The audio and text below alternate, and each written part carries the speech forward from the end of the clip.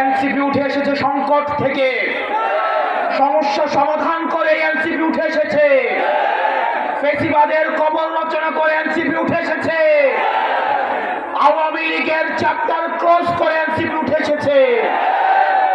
আপনারা এনসিপির হাতকে শক্তিশালী করুন।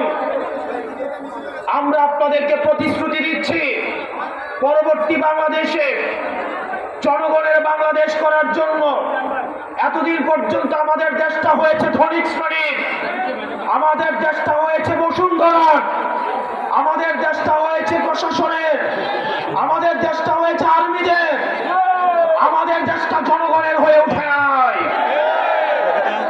আমরা আপনাদেরকে প্রতিশ্রুতি দিচ্ছি, এনসিপির নেতৃত্বে ক্ষমতা জনতার হাতেই আমরা ফিরিয়ে দিব।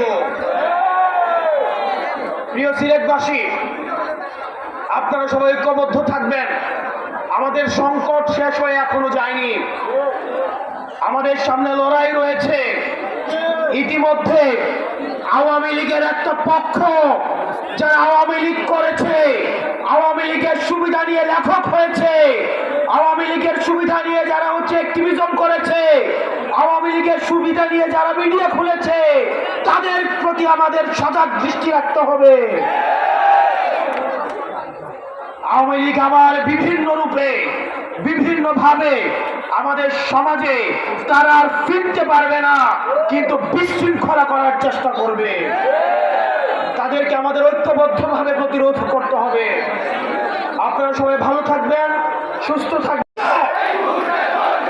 এই মুহূর্তে দরকার ইনকিলাব, ইনকিলাব, ইনকিলাব, ইনকিলাব। নতুন করে আবার দেখতে পাচ্ছি আমাদের মুজিববাদের পাহারাদার দাঁড়িয়ে যাচ্ছে।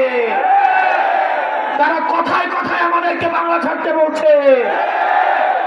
আমরা বলবো, চাঁদাবাজার দখলদার বাংলা নয়, তার বাপ দাদা। ওই চাঁদাবাজার দখলদার বাংলা নয়, তার বাপ দাদা।